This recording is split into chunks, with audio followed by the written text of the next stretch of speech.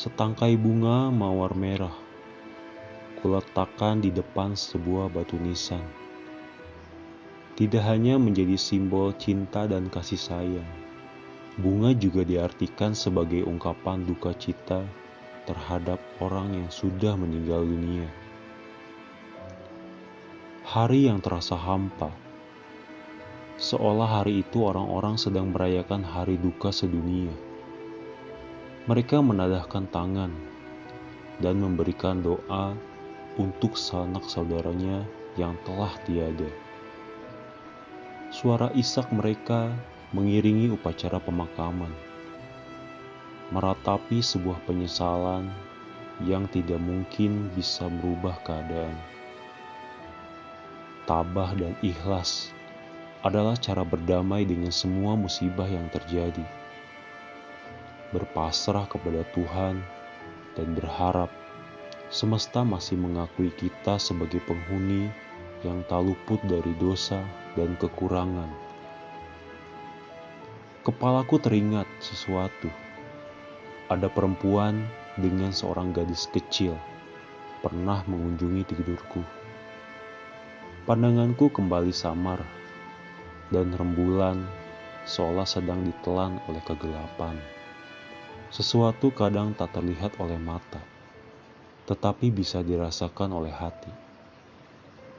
Waktu terasa menyeretku ke lubang-lubang memori dalam alam bawah sadar. Lalu pikiran dan perasaan memiliki jiwanya masing-masing. Di dalam sana, mereka tidak dikendalikan olehku. Sebuah masa lalu sedang mengunjungi ruang mimpi. Aku mencoba melangkah mendekati mereka, namun kakiku terjerat tumbuhan berduri. Lalu aku mencoba menggapai, namun lagi-lagi tumbuhan itu melilit lenganku. Jariku tidak sanggup menyentuhnya.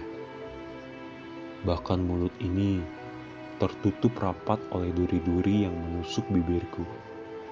Aku berusaha menggapai sinar bulan, tapi mata ini telah lebih dulu kehilangan cahayanya. Sorotan matahari menembus kelopak mataku. Saat kubuka perlahan, aku melihat seseorang. Kali ini aku benar-benar mengenalinya. Ia menyibakkan gorden jendela, membawakan roti isi telur mata sapi dan segelas susu coklat. Pagi sayang, ini aku buatin sarapan buat suamiku tercinta. Sapa istriku. Ia duduk perlahan di sampingku, memberiku senyuman terindah yang tidak pernah aku temui di perempuan lain. Kuhampiri istriku, kukecup keningnya, dan kuusap perlahan perutnya yang kian membesar. Makasih sayang, sebentar lagi aku akan jadi ayah. Ucapku sambil mendengarkan calon bayi dalam perut istriku.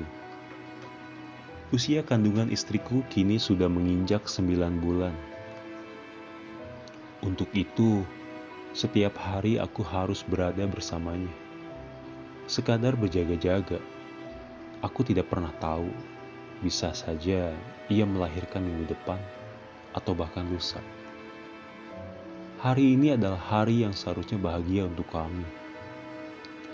Aku mengantar istriku untuk mengontrol janinnya ke dokter. Aku sangat senang dan bersemangat sekali kalau urusan mengantar istri ke dokter. Kurasa setiap lelaki akan merasakan hal yang sama jika sedang menunggu anak pertama dilahirkan. Seorang suami pun rasanya ikut memikul beban dan waktu mengandung seorang istri. Orang-orang berkata, waktu kandungan 9 bulan bukanlah waktu yang lama. Entah waktu yang melambat atau aku yang sudah tidak sabaran menunggu. 9 bulan bagiku waktu yang sangat lama. Meski demikian, semua itu tidak masalah bagiku ketika dokter sudah berkata, bayi ibu dan bapak sehat. Mudah-mudahan dilancarkan sampai hari H. Syukurlah, Kapan kira-kira istri saya akan melahirkan, Dok? Tidak lama lagi. Mungkin beberapa hari ke depan. Bisa lusa atau paling lama seminggu. Perkataan dokter itu persis seperti dugaanku. Dokter bilang jika seorang ibu hamil mengatur dan menjaga pola makan, juga pikirannya yang tetap sehat, niscaya ibu dan janinnya akan baik-baik saja. Itu sebabnya selama istriku hamil, aku mengatur waktu kerja seoptimal mungkin agar aku punya waktu lebih untuk istriku. Tak jarang, setiap hampir seminggu sekali, aku menjadi rajin mengantar istriku ke dokter untuk memastikan kesehatan janin kami. Esok harinya, istriku mengeram kesakitan. Aku melihat ia tergeletak di kamar mandi. Air ketubannya mengendangi lantai, bercampur dengan darah. Seketika aku menjadi panik tiap kali aku melihat darah.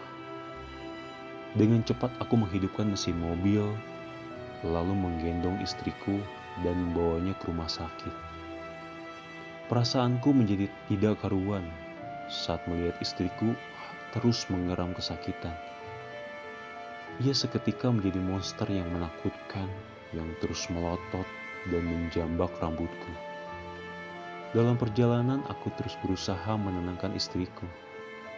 Meski diriku sendiri sedang dalam keadaan panik luar biasa. "Mas, cepat mas, perutku sakit, aku sudah gak tahan lagi," ujar istriku. "Ya sayang, tahan, sebentar lagi sampai," kataku. Saat itu aku tidak memedulikan apapun selain istriku. Suara dering handphone, suara klakson, bahkan lalu lintas, aku mengabaikan semuanya. Tak peduli jika polisi mengejarku karena melanggar lalu lintas. Tujuanku hanya menuju rumah sakit secepat mungkin. Bahkan aku nyaris menabrak seorang anak kecil. Jika saja aku telat menginjak pedal rem. Aku tak bisa membayangkan jika harus menghilangkan nyawa seorang anak yang sedang menyeberang jalan. Bisa-bisa aku pun kehilangan nyawa karena dipukuli orang sekampung. "Dokter, dokter, suster, siapa saja tolong istriku," teriakku di depan pintu IGD. Dua orang berpakaian putih sedang mendorong ranjang pasien menuju mobil. Aku menggendong istriku yang terus-terusan mengeram sepanjang perjalanan. Sungguh aku merasa tidak tega melihat istriku seperti itu. Mereka membawa istriku ke sebuah ruangan khusus persalinan. Aku bertemu dokter yang biasa menangani istriku saat kami biasa kontrol. Bapak yang tenang ya, percayakan kepada kami. Kami akan bantu persalinan istri Bapak. Silahkan Bapak menunggu di luar, ujar dokter. Saya tidak bisa tenang, Dok. Istri saya sedang kesakitan.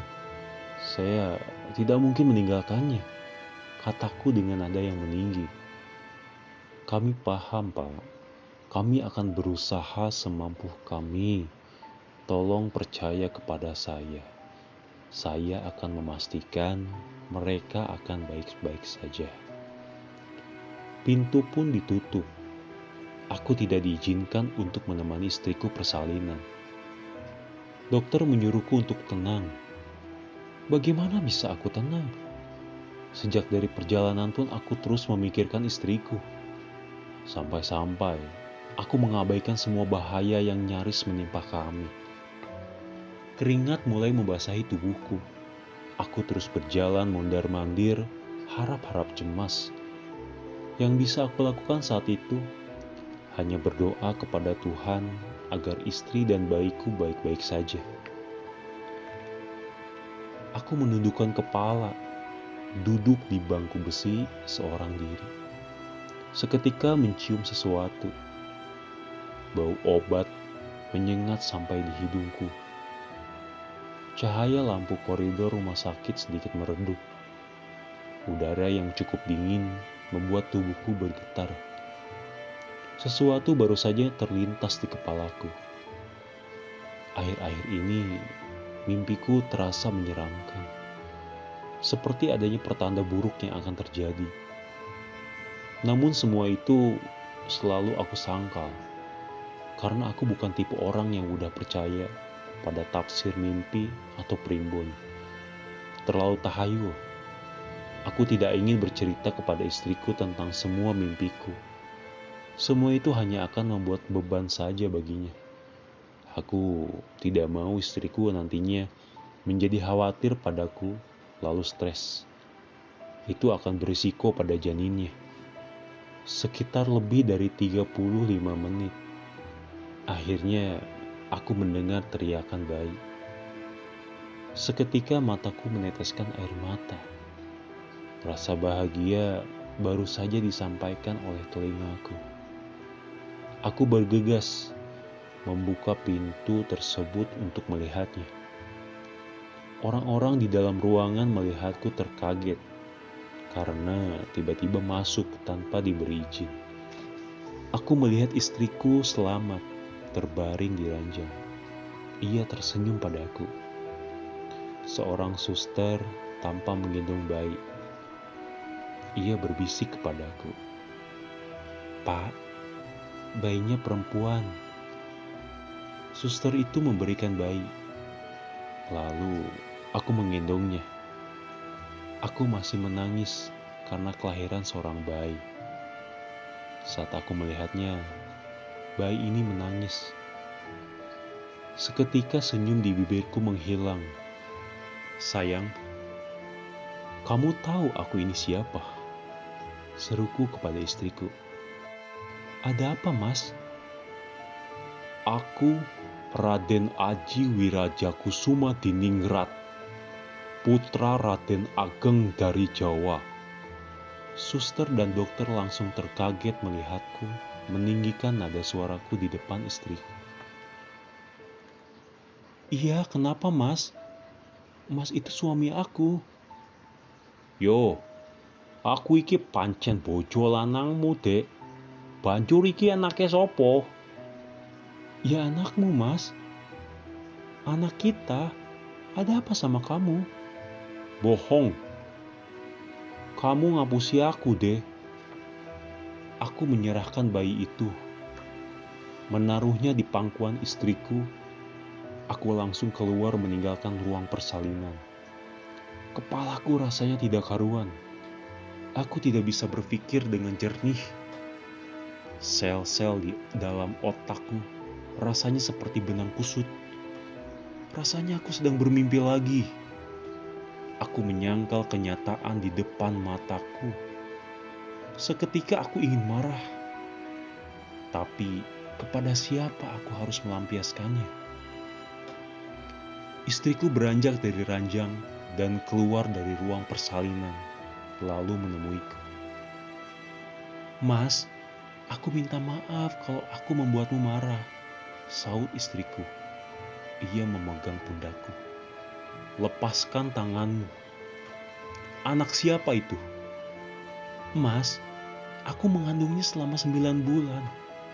Apapun yang terjadi, aku tetap menyayangi bayi itu. Aku juga menunggunya selama 9 bulan. Kekesalan sepertinya sedang memenuhi kepalaku. Rasanya berat sekali, melebihi beban kehidupanku selama ini. Aku melihat istriku, lalu berkata lagi, "Kutanya sekali lagi kepadamu. Kamu tahu kan, aku sangat membenci kebohongan. Jawab dengan sejujur-jujurnya. Anak siapa itu?" Istriku menundukkan kepalanya. Ia meneteskan air mata lalu berkata perlahan, "Yosep." "Yosep? Siapa Yosep?" teriakku. "Dokter yang mengontrol kandunganku selama ini," ujarnya dengan terbata-bata. Aku langsung menuju ruang persalinan, mencari dokter keparat yang sudah menghancurkan keluargaku. Sungguh, aku tidak pernah menyangka bahwa hal ini akan terjadi padaku. Semua pertanda mimpi-mimpi buruk, kenapa harus menjadi nyata? Yosep, kemari kau dokter keparat, teriakku. Suster melihatku. Mereka ketakutan. Suster itu berkata bahwa dokter tersebut sudah meninggalkan ruang persalinan. Kurasa ia sudah tahu kalau aku akan mengamuk saat tahu semua rahasia bejatnya. Kucari hingga ke sudut penjuru rumah sakit, tapi aku tak kunjung menemukannya. Bahkan sudah kuobrak-abrik habis tempat itu. Orang itu tetap tidak ada. Entah menghilang kemana. Aku berharap bumi menelannya bulat-bulat. Kalau sampai aku menemukannya, akan kutebas batang lehernya itu dengan golok tajam untuk menebus perbuatannya. Namun itu saja rasanya tidaklah cukup. Apa sebenarnya hukuman yang pantas bagi lelaki bejat yang telah menodai istri orang? Terlebih, manusia bejat itu adalah seorang dokter. Rasanya aku sangat bodoh sekali dengan mudahnya mempercayai orang brengsek itu. Saat kali pertama dokter itu menyampaikan kabar gembira kepadaku dan istriku. Selamat ya Pak, istri Bapak positif hamil. Benarkah dok? Alhamdulillah. Sungguh itu adalah berita yang sangat membahagiakan. Setelah sekian lama istriku tidak hamil dan akhirnya Tuhan memberikannya bayi. Namun kenyataannya itu adalah kebahagiaan semu bagiku. 2 orang petugas keamanan rumah sakit menarikku dan mengusirku keluar. Mereka menganggap aku orang yang membuat kerusuhan dan keributan di sana. Bagaimana dengan dokter keparat itu? Apa sudah diusir juga? Apa dipecat? Setelah kubeberkan aibnya selama ini di depan semua orang yang ada di rumah sakit itu, istriku datang menghampiriku. Ia mencoba menenangkanku. Bagaimana caranya aku menenangkan diri di saat seperti itu? Aku sangat mencintai istriku. Sungguh, ia perempuan tercantik dan terindah yang pernah menjadi kekasihku. Tetapi setelah ku tahu ia mengkhianatiku, cintaku kepadanya musnah. Semesta telah melenyapkan perasaan cinta di hatiku. Aku melihat istriku memohon-mohon bersujud untuk mendapatkan pengampunan dariku. Saat itu, rasanya aku begitu naik pitam. Sebelumnya aku tidak pernah sekalipun menampar pipi seorang perempuan. Apalagi itu adalah istriku sendiri. Namun hari itu, tanganku seperti kerasukan setan. Dengan cepat melayangkan tamparan keras hingga ke pipi istriku. Seketika istriku terpental jatuh. Kepalanya membentur sebuah tembok keras sekali. Darah mengalir dari kepala hingga ke wajahnya. Dalam sekejap, ia terjatuh dan tak sadarkan diri. Aku melihat tanganku bergetar. Apa yang telah aku lakukan pada istriku sendiri? Orang-orang ramai melihat kejadian hari itu. Segera aku merangkulnya, memeluknya di pangkuanku. Aku membangunkannya. Namun terlambat, istriku langsung meninggal dunia saat itu juga. Karena mengalami pendarahan yang dahsyat. Terlebih, ia baru saja melahirkan. Kondisi tubuhnya belum stabil. Kekesalan dan kesedihan memuncak di kepalaku. Aku menjerit kepada langit. Namun semesta membius suaraku tenggelam dalam penyesalan yang tiada akhir. Hari-hari berlalu sepeninggalan almarhumah istriku. Aku menjadi lelaki yang tidak punya tujuan hidup lagi. Berkali-kali aku mencoba untuk bunuh diri, namun selalu gagal. Tuhan sepertinya tidak mengizinkanku untuk mengakhiri hidupku begitu saja. Ada sebuah kabar dari rumah sakit. Anak yang dilahirkan istriku kemarin telah meninggal dunia. Bayi itu tidak bisa bertahan dari cacat fisik yang dialaminya. Dokter itu berkali-kali bilang bahwa kandungan istriku dalam keadaan baik-baik saja. Namun tidak pada kenyataannya. Bayi dari hasil jinahnya itu bersama istriku mengalami disabilitas. Itulah kenapa Tuhan membenci sebuah perjinahan dan perselingkuhan. Sejujurnya, aku tidak menyalahkan bayi tersebut. Meskipun bukan terlahir dari sel spermaku, seorang bayi tetaplah bayi, suci sejak awal lahir. Saat kali pertama aku melihatnya, aku menggendongnya. Selain ada rasa marah, di sisi lain aku merasa iba pada bayi tersebut. Ia lahir berbeda dari bayi pada umumnya. Hidung dan mulutnya tidak normal. Wajah dan kulitnya sama persis dengan dokter itu. Itulah sebabnya aku bisa mengatakan bahwa bayi itu tidak ada sedikit pun kemiripan denganku. Dugaanku ternyata benar saat istriku berkata jujur kepadaku. Waktu yang akhirnya menyembuhkan diriku sendiri dari kejadian di masa lalu. Aku berkali-kali tersadar bahwa masa lalu itu bukan untuk disesali, tapi untuk dijadikan pelajaran bahwa hari esok masih menyimpan harapan, bahkan bagi orang sepertiku. Lalu yang mungkin bisa aku lakukan sekarang ini adalah bersyukur bahwa Tuhan masih memberiku kesempatan dan pengampunan untuk memperbaiki semuanya. Aku seperti melihat perempuan di tempat pemakaman. Ia menggandeng tangan seorang gadis kecil yang membawa boneka beruang coklat, berdiri dari kejauhan dan terus menatapku. Aku pun mulai beranjak, berpamitan kepada seseorang yang telah tertidur untuk selama-lamanya di dalam sana. Lalu berkata lirih di dalam hati bahwa aku akan kembali lagi membawakan bunga dan doa. Kuhampiri dan kucari perempuan dan gadis itu, tapi mereka menghilang begitu saja. Aku seperti mengenali wajah itu. Perempuan itu mirip sekali dengan mantan istriku yang sudah meninggal dunia. Lalu gadis kecil itu, mungkinkah anak yang pernah ia lahirkan?